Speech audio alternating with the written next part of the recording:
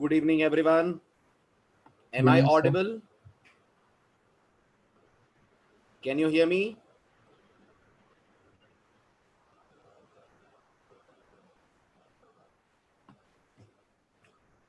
Okay. Can you see the screen? Screen visible है?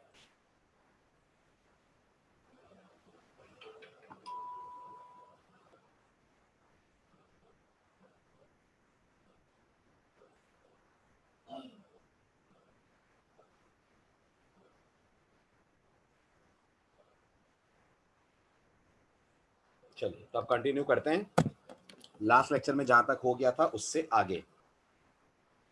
Topic चल रहा था हमारा डिजाइनिंग यूजर इंटरैक्टिव प्रोग्राम्स। इस टॉपिक पे मैंने आपसे दो जरूरी बातें कर ली थी। Number one, user interactive program का मतलब क्या होता है? जल्दी बोलिए। What is the meaning of the word user interactive programmes?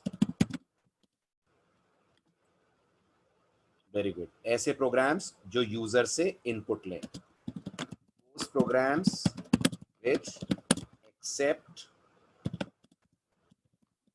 some data or value from the user at runtime। Program अपने एग्जीक्यूशन के दौरान अगर यूजर से किसी तरह का डेटा, किसी तरह की वैल्यू मांगे तो अपन मानते हैं यूजर और प्रोग्राम में चल रहा है इंटरैक्शन।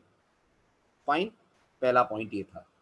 दूसरा पॉइंट ये था, हम अपने प्रोग्राम में डेटा स्टोर कैसे करेंगे? How to store data in our programs. मैंने आपसे कहा था अगर प्रोग्राम में आपको डेटा स्टोर करना होता है, if we want to store data in our program, data means any kind of value, then we must declare क्या? बहुत बढ़िया, वेरिएबल। हमें अपने प्रोग्राम में डिक्लेयर करने चाहिए variables, right? Next question, what is a variable? What is a variable? क्या जवाब देंगे? Just like maths, comma, in programming also variables are containers. Containers of what? Containers of data और value। आपको कभी भी अपने प्रोग्राम के अंदर डेटा रखना या वैल्यू रखनी है तो आप अपने प्रोग्राम में क्रिएट करोगे वेरिएबल्स। आप अपने प्रोग्राम के अंदर क्रिएट करेंगे ये करने के लिए वेरिएबल्स। समझ आ रहा है? यहां तक क्लियर है? सिर्फ लास्ट लेक्चर का एक क्विक रिवीजन दे रहा हूं मैं आपको। ठीक है, आगे बढ़ते हैं। नेक्स्ट क्वेश्चन था, how do we declare variables in C language? बताइए। ये लास्ट लेक्चर के खत्म होते थे आपने सीखा था सी लैंग्वेज में वेरिएबल कैसे डिक्लेयर करते हैं। डिक्लेयर अ वेरिएबल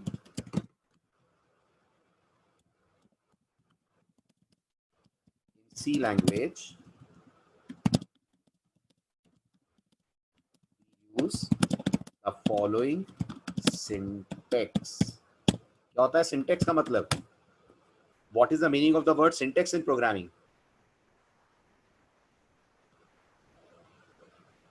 तरीका, राइट? तरीका या ग्रामर, फॉर्मेट, बिल्कुल सही। तो सी लैंग्वेज में वेरिएबल डिक्लेयर करने का जो सिंटेक्स है वो ये है कि आप मेंशन करेंगे सबसे पहले वेरिएबल की डेटा टाइप और उसके बाद आप मेंशन करेंगे आपके वेरिएबल का नाम। करेक्ट? डेटा टाइप की जगह क्या आएगा? क्या पढ़ा था? What does the word data type indicate? Data type indicates those keywords which tell the compiler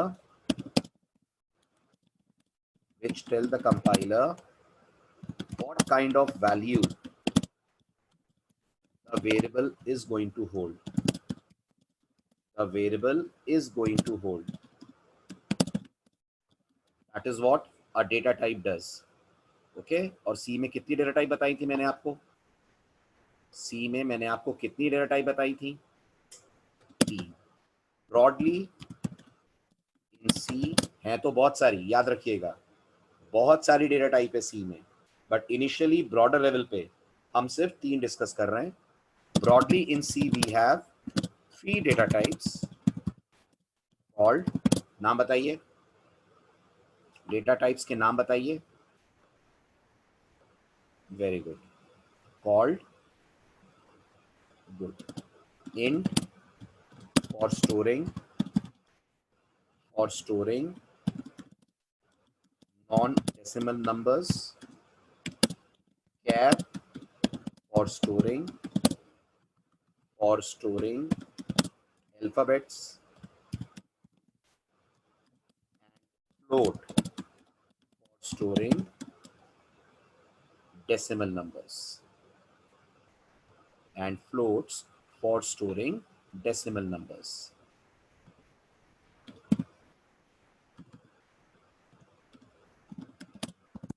इतना हमने पढ़ लिया था, ठीक है। उसके बाद एक पॉइंट हमने और पढ़ा था, वो भी डिस्कस कर लेते हैं, and that was C language के अंदर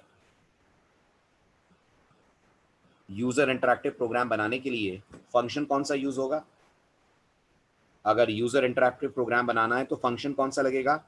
परफेक्ट, हमें फंक्शन यूज करना होगा स्कैनफ, जिसके बारे में आज हम बातचीत करेंगे। लास्ट लेक्चर में मैंने आपको सिर्फ नाम बताया था, आज इस नाम के साथ साथ इस फंक्शन की वर्किंग भी डिस्कस होगी, इसका सिंटेक्स भी हमें समझना पड़ेगा। तो ये था हमारा लास्ट लेक्चर में जो भी अपन ने डिस्कस करा, खत्म होते होते लास्ट लेक्चर का रिवीजन। अब आज का लेक्चर करते हैं इसके आगे कंटिन्यू,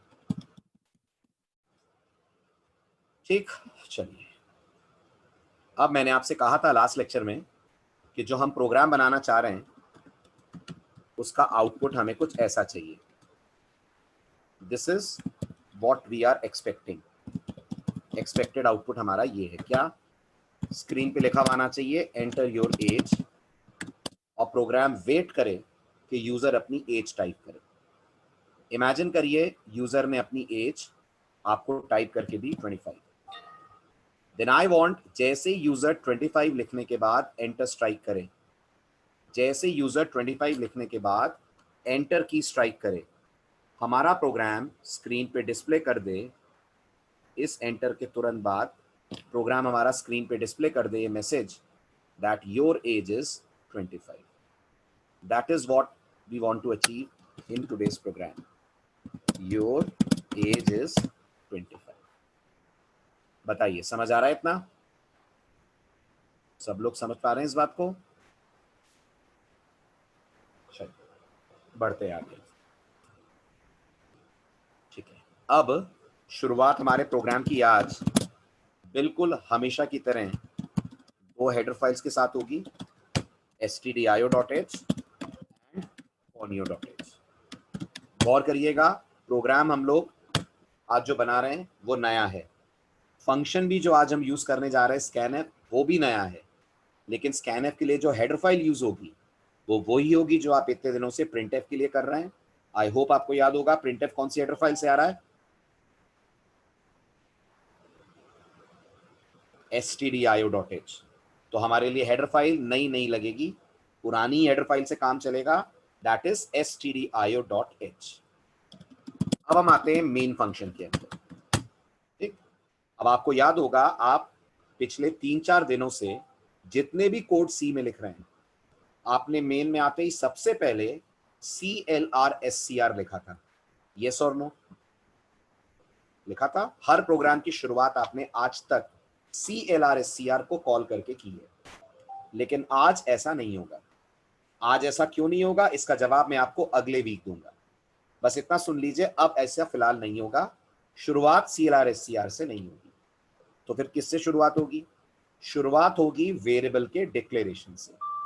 हमें सबसे पहले हमारे प्रोग्राम में डिक्लेयर करना पड़ेगा वेरिएबल।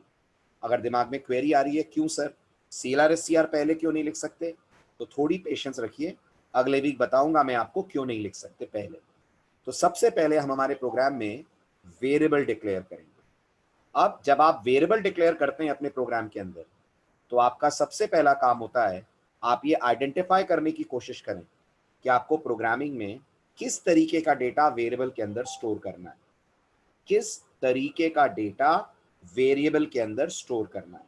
तो आप मुझे बताइए, आपको क्या लग रहा है, ये जो 25 यूजर दे रहा है, ये किस तरह की वैल्यू है?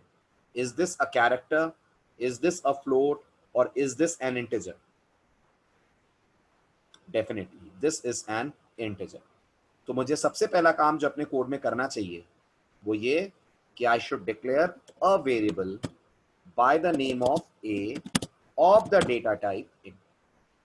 करेक्ट। अब अगर मैं आपसे पूछता हूं, अगर मैं आपसे कहता हूं ये ए कौन है, tell me who is A, तो आप मुझे बोलोगे ए वेरिएबल है। और अगर मैं आपसे पूछता हूं ये लाइन क्या कर रही है, what is this line doing, तो आप मुझे बोलोगे this line is called variable declaration. ये लाइन कहला रही है वेरिएबल का डिक्लेरेशन। ओके। अब आएगा एक बहुत इंटरेस्टिंग सवाल कि जैसे ये वेरिएबल डिक्लेयर होता है, आपके कंप्यूटर की रैम में इसके डिक्लेयर होने का क्या असर पड़ेगा? प्लीज ध्यान से मेरे जवाब, मेरा पॉइंट सुनिएगा। सवाल है, जैसे ये वेरिएबल आप डिक्लेयर करेंगे, आपके कंप्यूटर की रैम में इस वेरिएबल के डिक्लेयर होने का क्या असर पड़ेगा? आता है हमारे सामने अभी अगला सवाल। अब इससे पहले कि हम इस सवाल का जवाब ढूंढें कि इस वेरिएबल के डिक्लेयर होने का रैम पे क्या असर पड़ेगा, आप सब मुझे बताएं, मैं जो बार बार एक वर्ड बोल रहा हूं रैम, ये क्या होती है और इसका कंप्यूटर साइंस में क्या रोल होता है? सभी लोग मुझे रैम के बारे में बताइए, रैम क्या होती है और इसका कंप्यूटर साइंस में क्या रोल होता है? बताएं। पहली बार तो आप रैम वर्ड सुन नहीं रहे होंगे, बहुत बार आज से पहले भी आपने रैम सुना होगा। Just tell me what is RAM, और कंप्यूटर्स में रैम की इंपॉर्टेंस क्या है? Very good. रैम का फुल फॉर्म तो सब जानते होंगे, it stands for random access memory. ठीक है, बस मुझे आप इतना बताइए कि रैम की इंपॉर्टेंस क्या है आपके प्रोग्राम में? प्रोग्रामिंग में what is the necessity of RAM? मुझे नेसेसिटी चाहिए प्रणय, या आप रैम की नेचर बता रहे हैं? रैम कुछ देर के लिए डेटा रखती है, टेम्पररी मेमोरी होती है, मैं मान रहा हूं, वो रैम की नेचर है। मैं पूछ रहा हूं रैम की नेसेसिटी क्या है? Memory management. अरे तो रैम तो खुद ही मेमोरी है विनीत, रैम थोड़ी मेमोरी मैनेजमेंट करती है। मेमोरी मैनेजमेंट ऑपरेटिंग सिस्टम का काम है।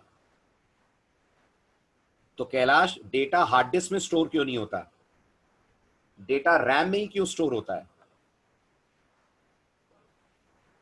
जल्दी बताएं। चंद्रकांत, कहां से कहां जा रहे हो बेटा? मैं कुछ और पूछ रहा हूं, आप मुझे कुछ और जवाब दे रहे हो। मैं तो पूछ नहीं रहा हूं इंट के लिए कितनी स्पेस रिजर्व होगी, ये कहां है मेरा सवाल? मेरा सवाल सिर्फ इतना सा है, रैम की नेसेसिटी, कंपल्शन क्या होता है?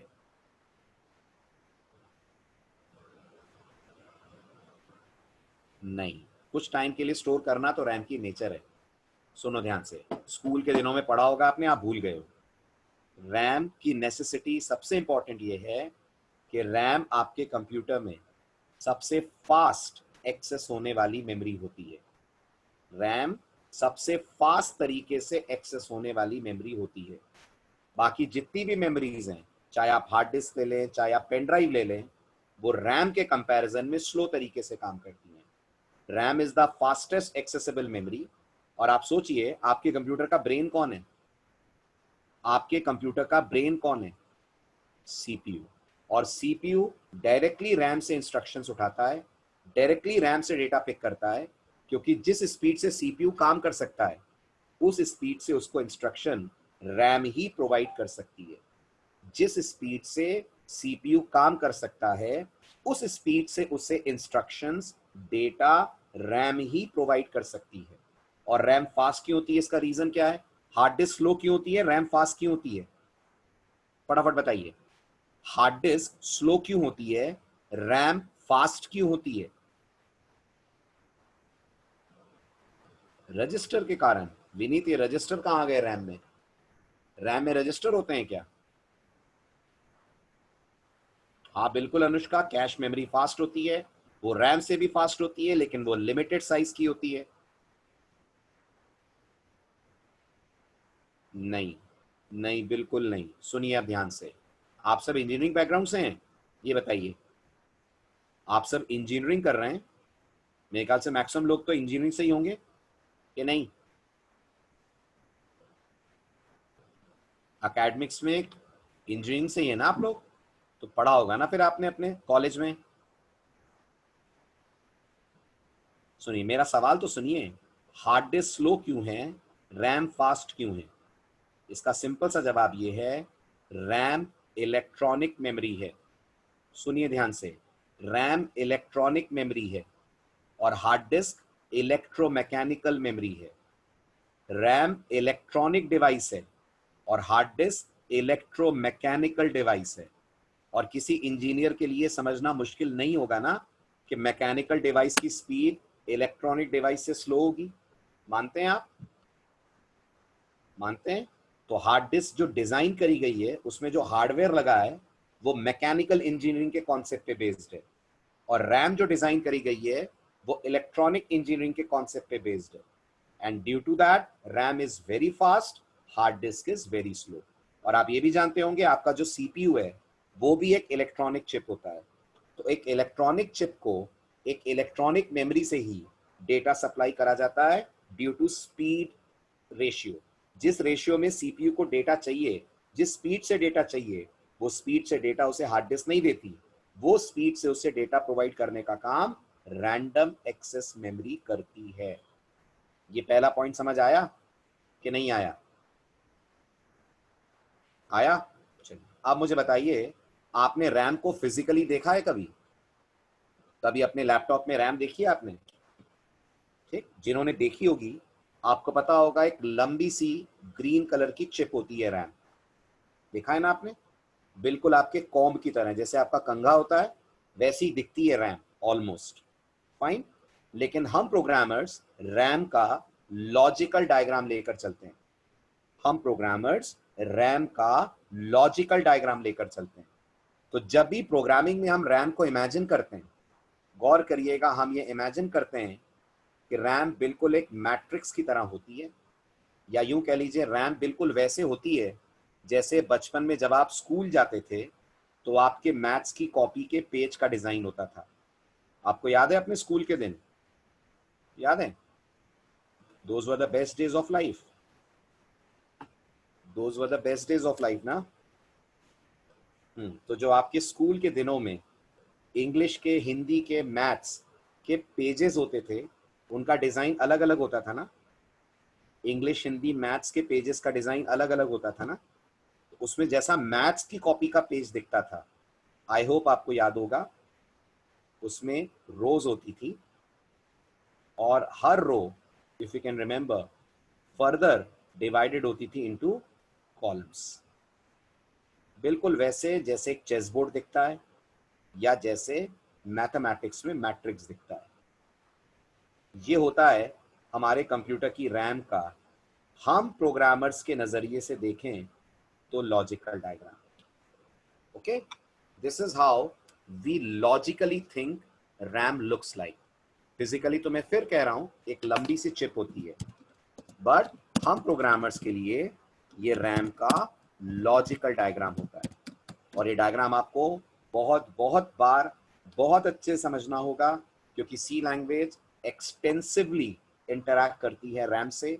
सी का सबसे इंपॉर्टेंट चैप्टर नाम जानते हैं उसका? सी लैंग्वेज का सचिन तेंदुलकर, या सी लैंग्वेज का अमिताभ बच्चन, या सी लैंग्वेज के नरेंद्र मोदी? पॉइंटर्स, फंक्शंस नहीं, पॉइंटर्स। वो टॉपिक जो पिछले 42 ईयर्स से सी को मार्केट में जिंदा रखने के लिए जिम्मेदार है, वो टॉपिक जो सी की सबसे इंपॉर्टेंट स्ट्रेंथ है, उस टॉपिक का नाम है पॉइंटर। अभी नहीं, वो आगे आएगा, लेकिन जब आएगा तब डायरेक्टली रैम के कॉन्सेप्ट प्रोग्रामिंग में यूज होंगे। इसलिए आज पहली बार मैं आपको रैम से इंटरेक्ट करा रहा हूँ, कुछ दिन बाद फिर रैम के बारे में कुछ और बातें बताऊंगा। ये सारी बातें आप दिमाग में अपने भरते जाइएगा ताकि जब पॉइंटर्स आए तो आप इन बातों को यूज कर पाए। ठीक है? आप सुनिए रैम के बारे में कुछ और इंपॉर्टेंट पॉइंट्स। सबसे पहली बात, अगर मैं आपसे पूछूं ये क्या है जो आपको यहाँ स्क्वायर्स बने हुए दिख रहे हैं, ये जो आपको स्क्वायर्स बने हुए दिख रहे हैं क्या है? तो आप बोलेंगे सर ये स्क्वायर्स रैम की भाषा में कहलाते हैं सेल। गौर कीजिएगा, ये जितने भी स्क्वायर आपको दिख रहे हैं ना, ये सब हमारी रैम की भाषा में कहलाते हैं रैम के सेल। Am I clear? पहला पॉइंट समझ आया सबको? ये जितने भी स्क्वायर आपको दिख रहे हैं, they all in the vocabulary of computer science are called as cell. अगला पॉइंट, इस सेल के अंदर क्या होता है? तो इस सेल के अंदर डेटा होता है। एंड आई थिंक आप सबको पता है कंप्यूटर के अंदर डेटा 0 और 1 से मिलकर बनता है। सुना है ना ये बात? तो आपने 50 बार सुनी है, computers understand the language of zeros and one. और एक 0 या एक 1 को याद रखिएगा हम लोग 1 बिट बुलाते हैं। एक 0 या एक 1 को हम लोग 1 बिट बुलाते हैं। और ऐसी जब 8 बिट्स मिलती हैं तो हम कंप्यूटर्स में बोलते हैं बनती है 1 बाइट। हम कंप्यूटर्स में बोलते हैं बनती है 1 बाइट। और याद रखना, हर सेल अपने आप में एक एक बाइट का होता है। हर सेल अपने आप में एक एक बाइट्स का होता है। इस मैथ्स को थोड़ा सा आगे बढ़ाते हैं तो आपने ये भी सुना होगा 1024 bytes they combine to make up 1 kilobyte. आपने ये भी सुना होगा 1024 kilobytes they combine to make up 1 megabyte. 1024 megabytes combine to make up 1 gigabyte. 1024 gigabytes combine to make up 1 terabyte. और लिस्ट इसके आगे भी है, पीटाबाइट, हेक्साबाइट, योटाबाइट, बहुत कुछ है। बट हम लोग डिस्कशन को अभी यहीं रोकते हैं, इतना आगे जाने की हमें फिलहाल जरूरत नहीं है। अब अगला डाउट आएगा एज अ बिगनर, सर ये सब क्या है? Byte, kilobyte, megabyte, gigabyte, terabyte, ये सब क्या है? तो कंप्यूटर्स में ये सब कहलाते हैं स्टोरेज यूनिट्स। कंप्यूटर्स की इंग्लिश में हम इन्हें बुलाते हैं स्टोरेज यूनिट। यानी जब भी हमारे प्रोग्राम में या कंप्यूटर्स में हमें किसी की स्टोरेज कैपेसिटी नापनी होती है तो हम उसको बाइट, किलोबाइट में कैलकुलेट करते हैं। जैसे हम रियल वर्ल्ड में दूरी किस में नापते हैं? हम रियल वर्ल्ड में दूरी किस में नापते हैं? जल्दी बताइए। किलोमीटर और मीटर में। भार किस में कैलकुलेट होता है? Weight is calculated using grams and kilograms. तो जैसे ये मैथ्स के यूनिट्स हैं कि ग्राम किलोग्राम में आप वेट चेक करते हैं, मीटर किलोमीटर में आप डिस्टेंस कैलकुलेट करते हैं, ऐसे कंप्यूटर प्रोग्रामिंग का ये यूनिट है कि आप किसी की भी स्टोरेज कैपेसिटी हमेशा इन यूनिट्स में कैलकुलेट करते हैं, byte, kilobyte, megabyte, gigabyte, terabyte. अब आपको याद आ रहा होगा कि आपने कई बार सुना है कि आपकी पेन ड्राइव 16 GB की है, आपकी रैम 4 गीगाबाइट या 8 गीगाबाइट की है। आजकल कंप्यूटर्स में हार्ड डिस्क 1 टेराबाइट, 2 टेराबाइट की आती है। तो इन सब के यूनिट में ये जो बिट, बाइट वर्ड आपको दिखते हैं, ये कंप्यूटर्स में स्टोरेज रिप्रेजेंट करने का काम करते हैं। फाइन। अब अगली जरूरी बात गौर से सुनिएगा, बहुत ध्यान से। ये बताइए, किसी भी मोहल्ले में, किसी भी लोकेलिटी में खूब सारे घर होते हैं। रियल वर्ल्ड की बात कर रहा हूं, मानते हैं ना आप? In every locality they are different different houses. अब बताइए, हर घर की यूनिक पहचान क्या होती है? हर घर की यूनिक पहचान क्या होती है? वेरी गुड, उस घर का नंबर, जिसे आप बोलते हैं हाउस नंबर, राइट? इंडिया में 130 135 करोड़ जनता है। हर इंसान की यूनिक पहचान इंडिया में क्या है? हर इंसान की यूनिक पहचान इंडिया में क्या है? आपका मेरा आधार नंबर। आप जिस भी यूनिवर्सिटी या कॉलेज में पढ़ते होंगे, वहां आपके अलावा हजारों स्टूडेंट्स और होंगे। उन हजारों स्टूडेंट्स के बीच में आपको कॉलेज या यूनिवर्सिटी आइडेंटिफाई कैसे करती है? आपके एनरोलमेंट या आपकी आईडी के बेसिस पर। तो जैसे आपके पास रियल वर्ल्ड में आईडीज होती हैं जो आपका यूनिक आइडेंटिफिकेशन करती हैं, बिल्कुल ऐसे रैम में सारे सेल अगर आप ध्यान से देखें तो एक जैसे दिखते हैं, सब के सब बिल्कुल एक जैसे दिखते हैं, राइट? तो इनको डिस्टिंग्विश कैसे करा जाता है? तो जवाब है, इनको डिस्टिंग्विश करा जाता है हर सेल को अलॉट करे गए एक नंबर की मदद से, जिसे उस सेल का हम लोग बुलाते हैं एड्रेस। आई रिपीट, जैसे गवर्नमेंट ऑफ इंडिया ने मुझे और आपको आधार नंबर दिया है, गवर्नमेंट ऑफ इंडिया ने हमें आधार अलॉट करा है, ऐसे आपके कंप्यूटर की जो गवर्नमेंट है, कौन है? कंप्यूटर की गवर्नमेंट कौन है? Operating system. जो पूरे कंप्यूटर को मैनेज करता है। उस गवर्नमेंट, उस ऑपरेटिंग सिस्टम ने आपकी रैम के हर सेल को एक यूनिक नंबर दिया है, जिसे उस सेल का हम लोग मानते हैं address. And do remember, these addresses always start from 0। RAM के फर्स्ट सेल का जो एड्रेस होता है वो हमेशा स्टार्ट होता है 0 से। याद रखिएगा, हम इंसान जब गिनती गिनते हैं तो हम 1 से शुरू करते हैं। सही कह रहा हूं ना? हम इंसान जब गिनती गिनते हैं तो हम 1 से शुरू करते हैं, करेक्ट? लेकिन जब कंप्यूटर्स गिनती गिनते हैं तो याद रखिएगा, दे स्टार्ट काउंटिंग फ्रॉम 0। तो हर एक सेल का एड्रेस पिछले से एक नंबर बढ़ जाता है, और ऐसे करते करते अगर हम लास्ट में पहुंचे तो लास्ट वाला एड्रेस हमारा बनता है n-1। यहाँ n क्या है? जल्दी बोलिए, यहाँ n क्या है? n है total number of cell. n यहाँ पर रिप्रेजेंट कर रहा है टोटल नंबर ऑफ सेल। हमारे रैम के अंदर टोटल जितने सेल्स हैं वो n हैं, और 0 से लेकर n-1 तक हर सेल के होते हैं एड्रेसेस। इतना समझ में आया? इतनी मैथ्स क्लियर हुई? आगे बढ़ूं? ठीक है। अब मैं आपसे पूछ रहा था कि क्या होगा जब हम हमारे प्रोग्राम के अंदर ये वेरिएबल डिक्लेयर करेंगे जिसका नाम हमने रखा है a। आप मुझे बोलेंगे सर, जब ये वेरिएबल आप डिक्लेयर करोगे तो आपके कंप्यूटर की मेमोरी में 2 बाइट, जिसे आप 2 सेल भी बुला सकते हैं, की जगह रिजर्व हो जाएगी, और वो 2 बाइट की जगह, 2 सेल की जगह आपके वेरिएबल a के नाम पे अलॉट हो जाएगी। आई रिपीट, जैसे ही आप ये पर्टिकुलर डिक्लेरेशन देंगे, ऑपरेटिंग सिस्टम आपके लिए 2 बाइट यानी 2 सेल्स की जगह एलोकेट कर देगा। ये मान लीजिए वो 2 बाइट ऑपरेटिंग सिस्टम ने चूज करी। Just for a second imagine, ये वो 2 बाइट हैं। तो ये 2 बाइट आपके इस वेरिएबल a के नाम पर मेमोरी के अंदर अलॉट हो जाएंगी, रिजर्व हो जाएंगी। अब इस पर्टिकुलर 2 बाइट का नाम आपके वेरिएबल के नाम पे पड़ जाएगा, एंड दैट इज a। तो अगर आपसे कोई बोलेगा ये वेरिएबल का नाम का रोल क्या है, तो आप बोलेंगे वेरिएबल का नाम रैम में जाकर सेल से चिपक जाता है, सेल की पहचान बन जाता है, ताकि हम इस सेल में डेटा स्टोर और इस सेल से डेटा रिट्रीव कर पाए। तो जैसे ही आप बोलेंगे इंट ए, कंप्यूटर मेमोरी में 2 बाइट्स की स्पेस कर दी जाएगी रिजर्व। अब ये नहीं सोचिएगा सर आप कैसे कह रहे हैं कि 2 बाइट की स्पेस रिजर्व होगी। ये मैं नहीं कह रहा हूं, ये कहने का काम कंपाइलर का है। This is not what I am saying, this is something which language is saying. कैसे? ये सी लैंग्वेज का रूल है कि जब भी हम हमारे प्रोग्राम में इंटीजर्स डिक्लेयर करेंगे, they will occupy a space of 2 bite.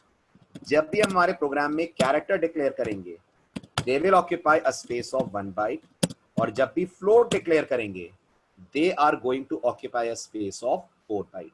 Integer 2 byte के होंगे, कैरेक्टर 1 बाइट का होगा, और हमारे द्वारा डिक्लेयर करे गए फ्लोट्स 4 बाइट की स्पेस लेने का काम करेंगे।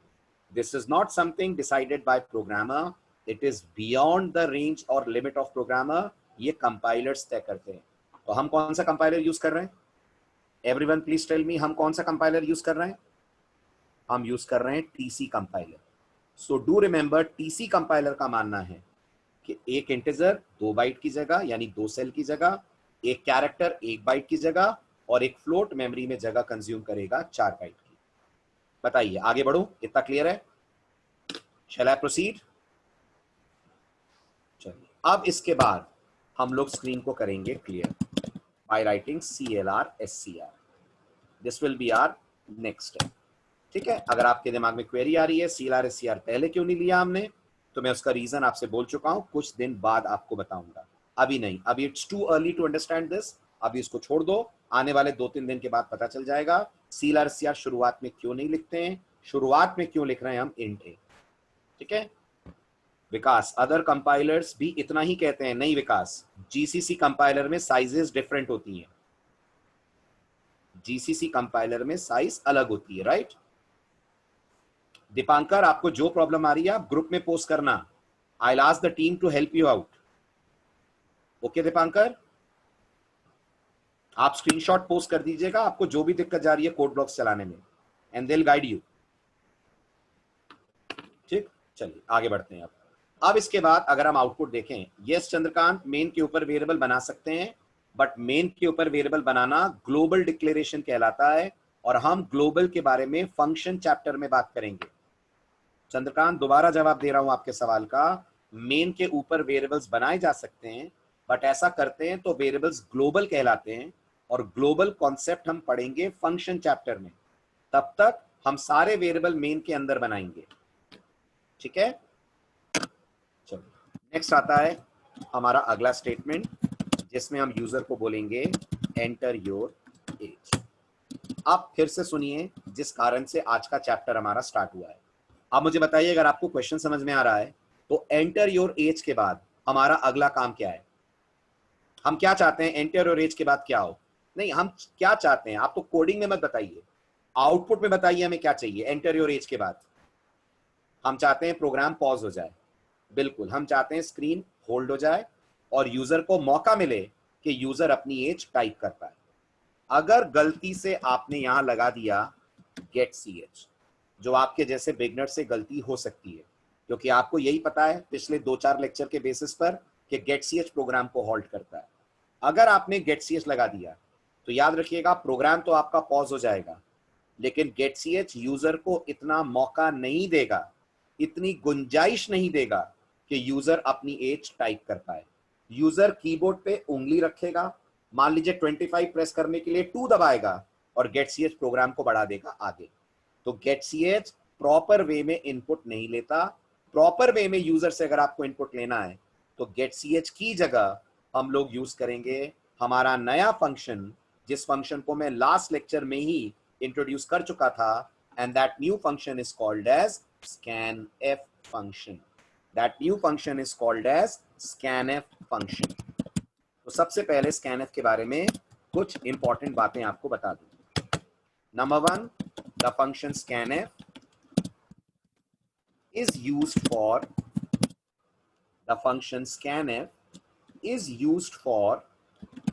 accepting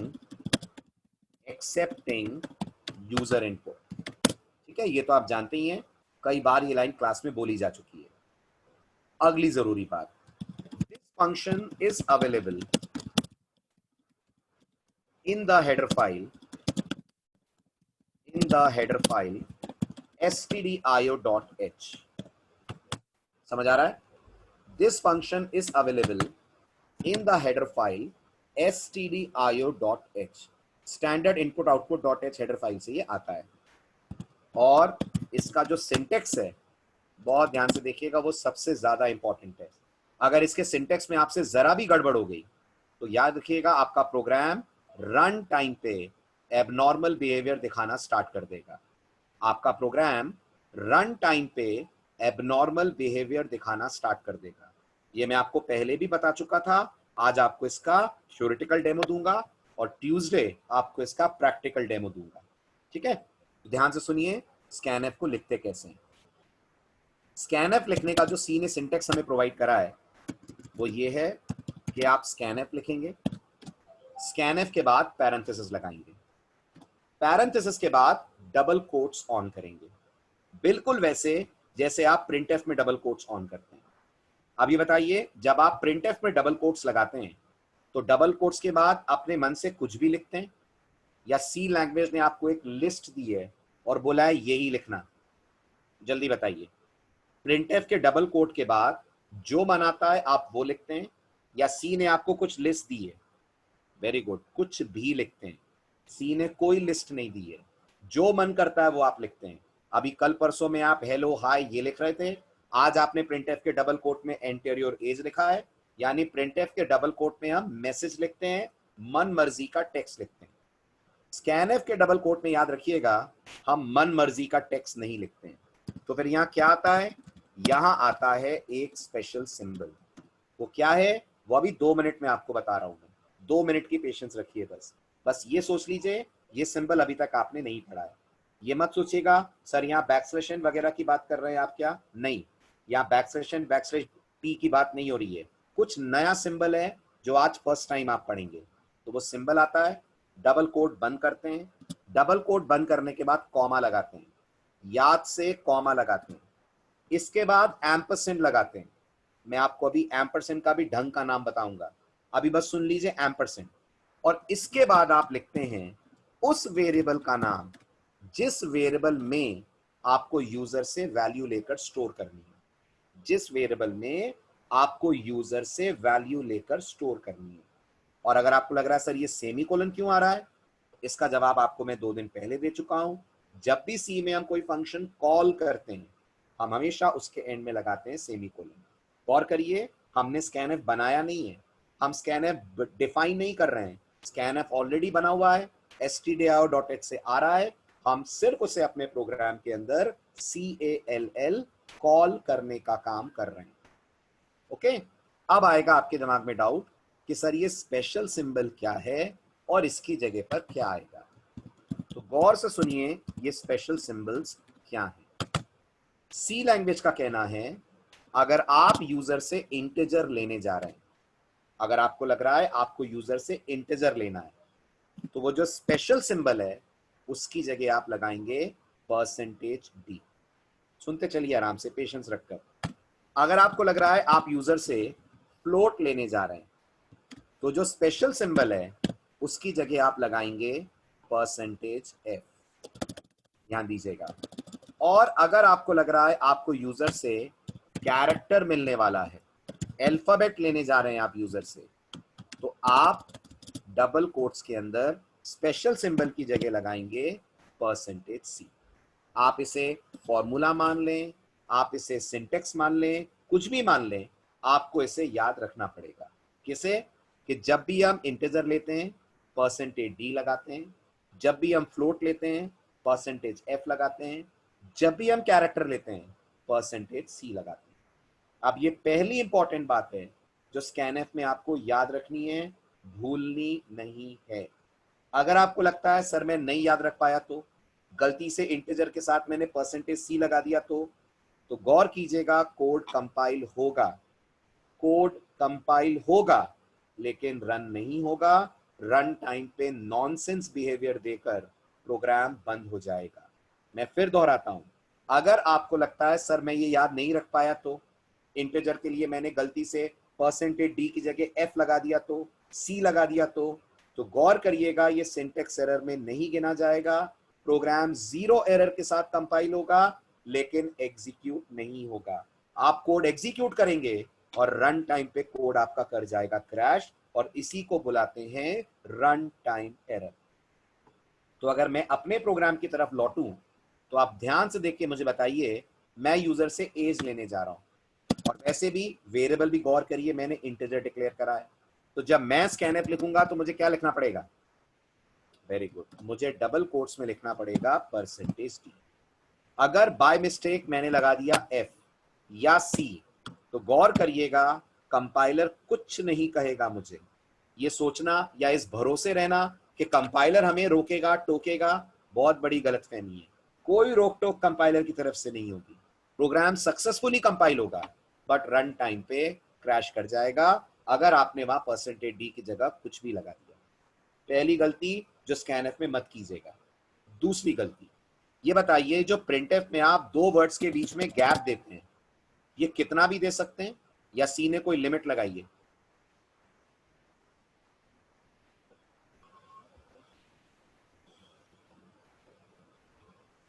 कितना भी दे सकते हैं ना, सी की तरफ से तो कोई लिमिट नहीं है, राइट? लेकिन स्कैनएफ में याद रखिएगा, स्कैनएफ में याद रखिएगा, अगर आपने एक एक्स्ट्रा स्पेस देकर भी डबल कोट बंद करा तब भी प्रोग्राम रन टाइम पे एबनॉर्मल बिहेव करेगा। स्कैनएफ रन टाइम पे एबनॉर्मल बिहेव करेगा। तो स्कैनएफ के स्पेशल सिंबल के बाद बिल्कुल सटा के चिपका के आपको ये डबल कोट बंद करना है, एक एक्स्ट्रा गैप भी नहीं छोड़ना है, राइट? इसके बाद आपको लगाना है कॉमा, कॉमा के बाद बगैर भूले ये वाला सिंबल लगाना है और आपके वेरिएबल का नाम लिखना है विच इज a। ध्यान रखिए, तीसरी गलती है अगर आप ये सिंबल भूल जाएंगे। अगर गलती से आपने स्कैनर बिना एम्परसेंड के लिख दिया, अगेन मैं कह रहा हूं कोड कंपाइल होगा लेकिन रन टाइम पे बिहेवियर देगा एब्सेंट, इसलिए बगैर भूले ये सिंबल लगाना है। ठीक है, अब अगर आपको लग रहा है सर ये सिंबल की इतनी क्या इंपॉर्टेंस है, ये सिंबल हम लोग क्यों दे रहे हैं, तो ये सिंबल आप लोग इसलिए दे रहे हैं क्योंकि ये सिंबल सी लैंग्वेज में कहलाता है, सुन लीजिए इसका भी नाम आप, तो आपको यकीन हो जाएगा ये क्यों इतना इंपॉर्टेंट है। ये सिंबल सी लैंग्वेज के अंदर कहलाता है एड्रेस ऑफ ऑपरेटर। याद रखिएगा, ये जो सिंबल आप देख रहे हैं इसे सी में बुलाते हैं एड्रेस ऑफ ऑपरेटर। आज ज्यादा नहीं बताऊंगा इसके बारे में आपको मैं, इसके बारे में मैं आपको बताऊंगा पॉइंटर चैप्टर में। आज बस इतना याद रख लीजिए, आपने यहाँ एड्रेस ऑफ इसलिए लगाया है क्योंकि मैंने आपसे कहा रैम में हर सेल की पहचान उसका एड्रेस होता है, रैम में हर सेल की पहचान उसका एड्रेस होता है। इसके अलावा इस सिंबल के बारे में जितनी भी बातचीत होगी वो मैं आपसे पॉइंटर चैप्टर में करूंगा।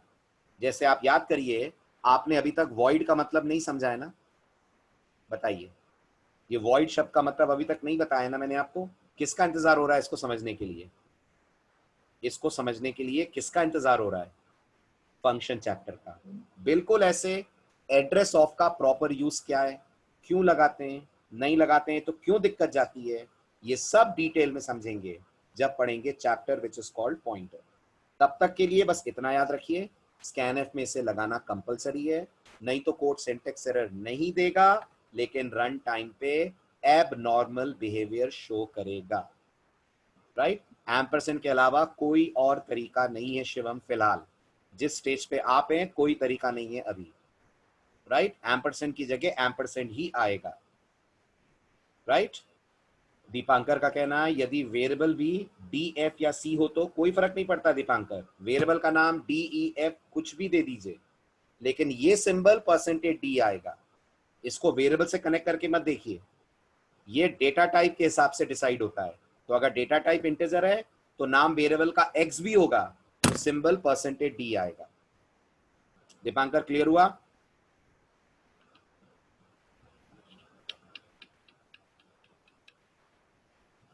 क्या सेम हो जाएगा, मैं समझा नहीं, क्या सेम हो जाएगा?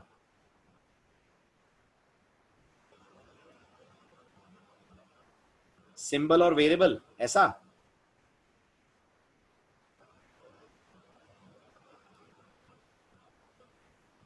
श्योर, अनम्यूट कर रहा हूं मैं आपको।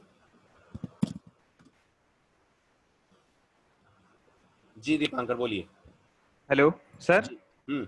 सर जैसे इस प्रोग्राम में इंट के बाद जो आपने ए लगाया है हम्म सर, और फिर स्कैनएफ के बाद जो परसेंटेज डी जो है हम्म सर, यदि अपन ऊपर भी इंट के बाद में डी करें और सर फिर वो सेम हो जाएंगे ना?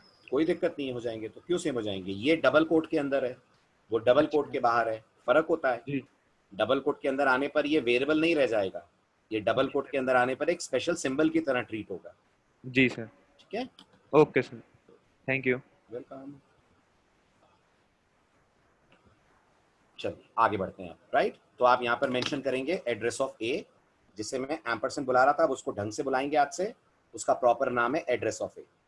अब मैं आपको इन चारों लाइनों का वन बाय वन एग्जीक्यूशन समझा रहा हूं।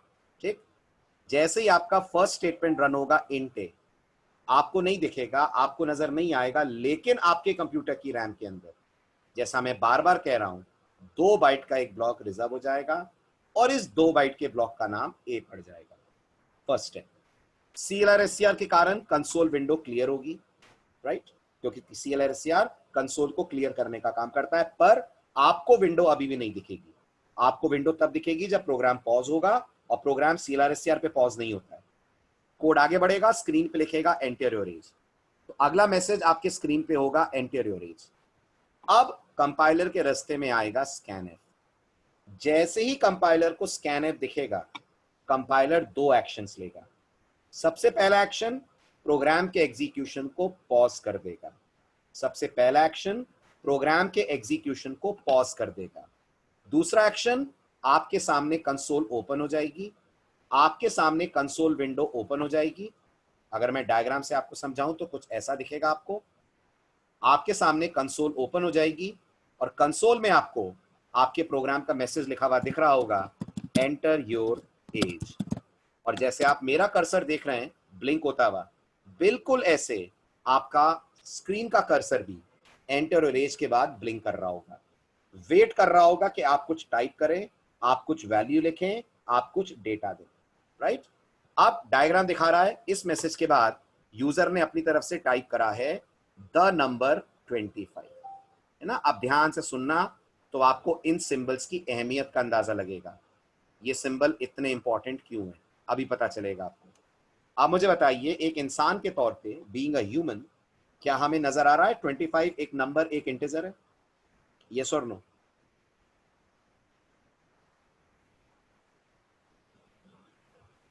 आ रहा है? एक इंसान के तौर पे हम बता सकते हैं ना कि 25 एक नंबर है, राइट। लेकिन स्कैनएफ को आप इस मामले में अंधा मानिए, ब्लाइंड मानिए। स्कैनएफ को नहीं पता कि 25 इंटीजर है कि कैरेक्टर है कि फ्लोट है।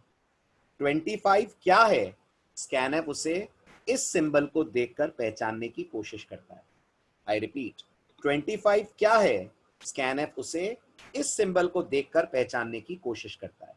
अब मुझे बताइए, परसेंटेज डी क्या बताता है? परसेंटेज डी क्या इंडिकेट करता है? आने वाली वैल्यू किस नेचर की वैल्यू है? इंटीजर वैल्यू है। तो क्योंकि परसेंटेज डी लगा है, सुनना मेरी बात, क्योंकि परसेंटेज डी लगा है, इसलिए स्कैनएफ 25 को देखेगा एज एन इंटीजर। वो इसलिए उसे इंटीजर नहीं मानेगा कि 25 इंटीजर है, वो कॉमन सेंस की बात है। और प्रोग्रामिंग में कॉमन सेंस नहीं होता है कंपाइलर्स के पास। कंपाइलर्स सिंटेक्स देखकर चीजों को पहचानते हैं। तो जब स्कैनएफ देखेगा परसेंटेज डी लगा हुआ है, तो वह समझ जाएगा कि अच्छा, जो इनपुट आ रहा है उसे मुझे इंटीजर की तरह ट्रीट करना है।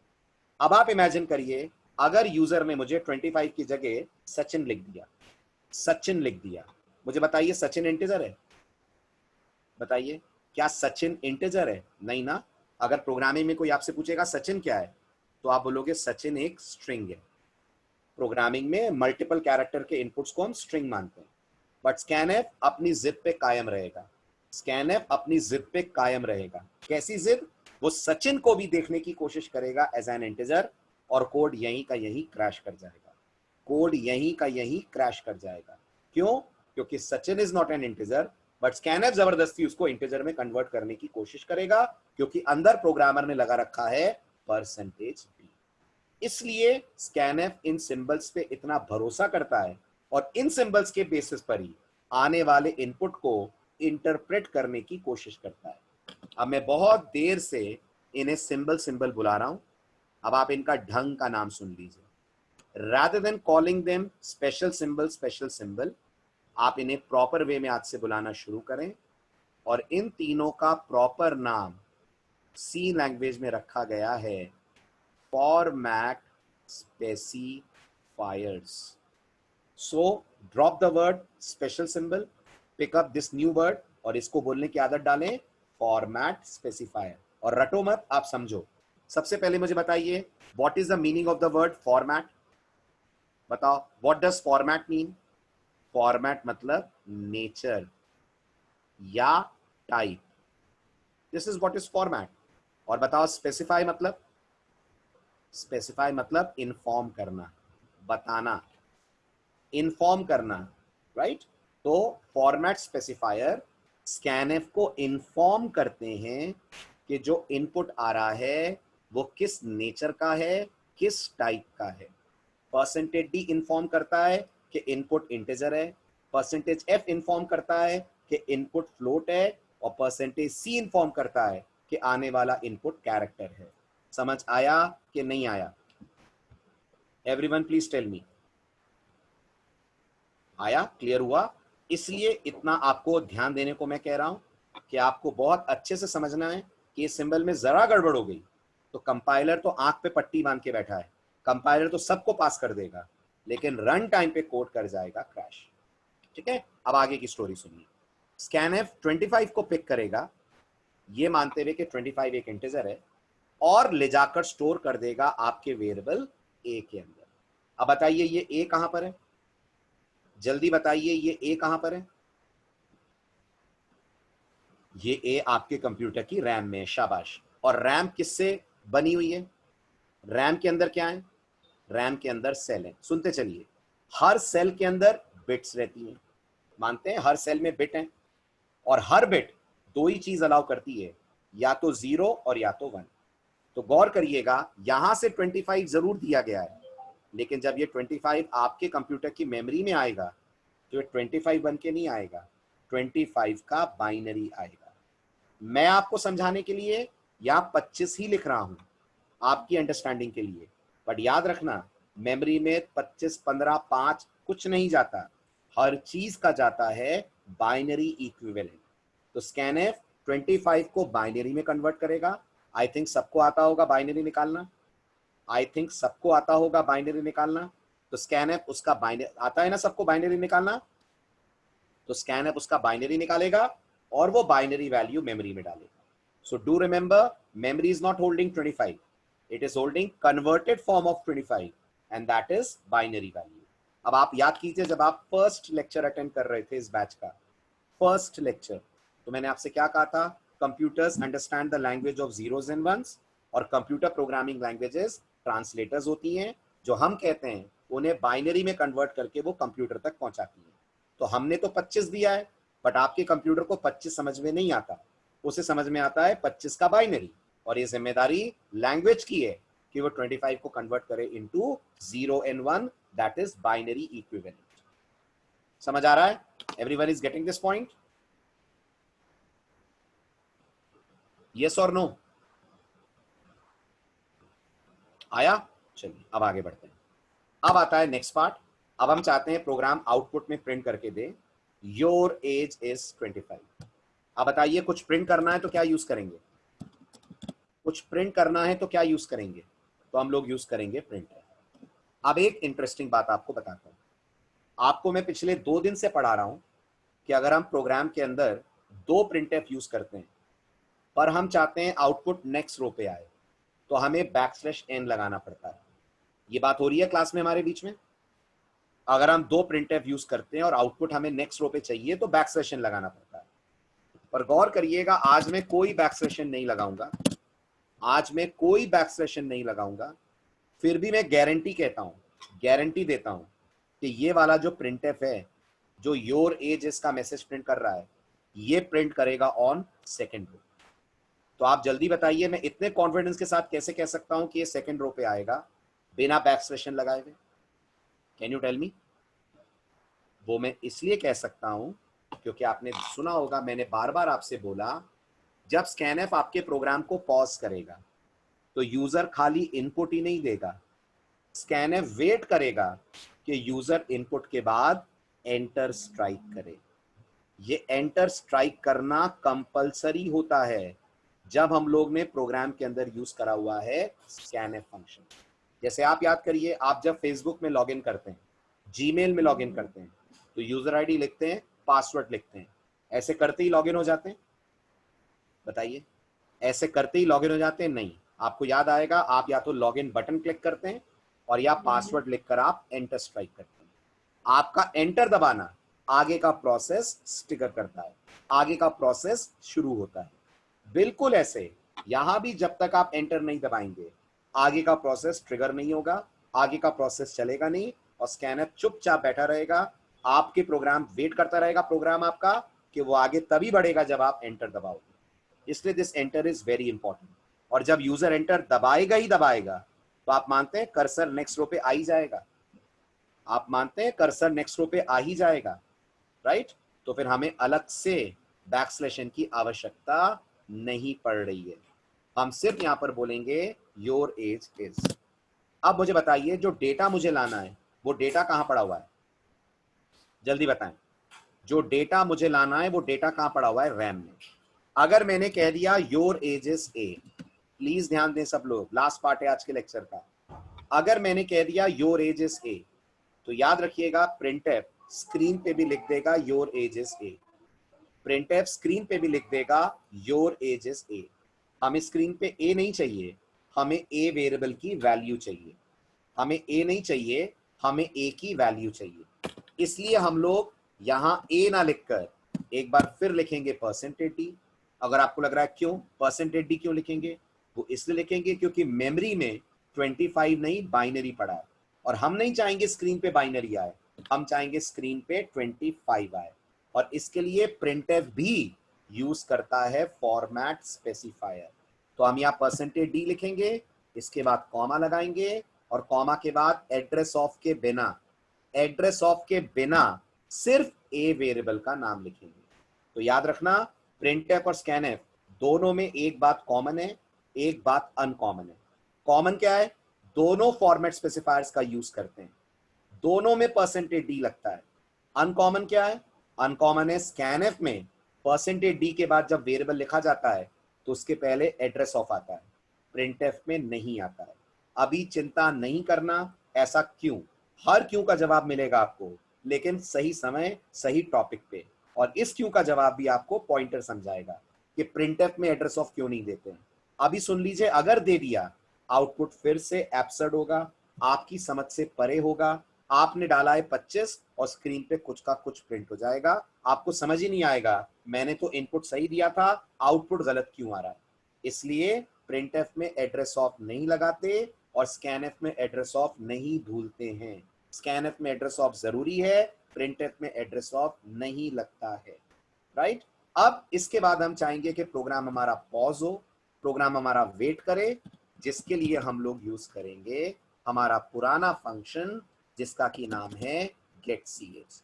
बताइए scanf क्यों नहीं लगाया हमने लास्ट में? scanf भी तो पॉज करता है ना, लास्ट में scanf क्यों नहीं लगा रहे हम? वेरी गुड, scanf खाली पॉज नहीं करता है, scanf पॉज करने के साथ साथ इनपुट भी लेता है, और हमें अभी सिर्फ प्रोग्राम को पॉज करना है। दूसरी बात, मुझे बताइए जो %d है ये सी लैंग्वेज में क्या करता है? ये जो %d है ये सी लैंग्वेज में क्या करता है बताइए? ये डबल रोल प्ले करता है। जब ये scanf के साथ लगता है, नहीं, %d का एड्रेस से कोई लेना देना नहीं है शिवम। जब %d scanf में लगता है तो ये इंटीजर को बाइनरी में कन्वर्ट कराता है, और जब %d printf में लगता है तो ये बाइनरी को वापस कन्वर्ट कराता है इंटीजर में। दोबारा सुनिए, जब %d scanf में लगता है तो इंटीजर टू बाइनरी बनता है, और जब ये printf में लगता है तो बाइनरी टू इंटीजर बनता है। ये दोनों फंक्शंस के लिए यूज होता है, बट scanf में इंटीजर लेकर बाइनरी करता है और printf में बाइनरी उठाकर उसका इंटीजर वर्जन स्क्रीन पे प्रिंट करता है। बताइए, क्लियर हुआ? समझ आ रहा है सबको? बाइनरी में प्रिंट करना होगा तो कुंदन आगे बताऊंगा मैं, उसके लिए हमें प्रोग्रामिंग करनी पड़ेगी, डायरेक्ट तरीका नहीं है सी में बाइनरी दिखाने का। क्लियर हो गया कुंदन? बात समझ में आई? पाइथन होती, जावा होती तो बाइनरी मिल जाता, बट अनफॉर्चुनेटली सी में नहीं मिलेगा। ओके, चलिए अब आप लोग स्क्रीनशॉट्स ले लीजिए, इसका प्रैक्टिकल करिएगा घर पे। ये पेज नंबर 1 चेंज करूं?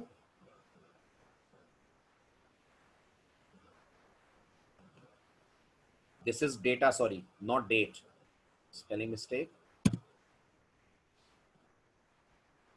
चेंज करूं?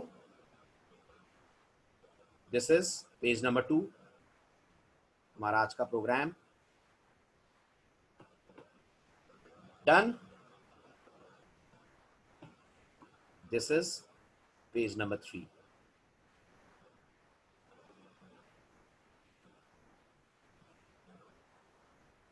क्लियर? अब इसको करके आइए, घर पे प्रैक्टिकल करिएगा, इसका डाउट्स खूब सारे आएंगे वो लेकर आइएगा। ट्यूसडे स्टार्ट करते हैं इससे आगे की स्टोरी। इसी प्रोग्राम के बारे में और इंपॉर्टेंट बातें ट्यूसडे के लेक्चर में आपसे करूंगा मैं। ठीक है, अभी इस प्रोग्राम के बारे में बहुत सारे पॉइंट हैं जो आगे आने वाले दिनों में हम क्लैरिफाई करेंगे। चलिए, बाय बाय, टेक केयर।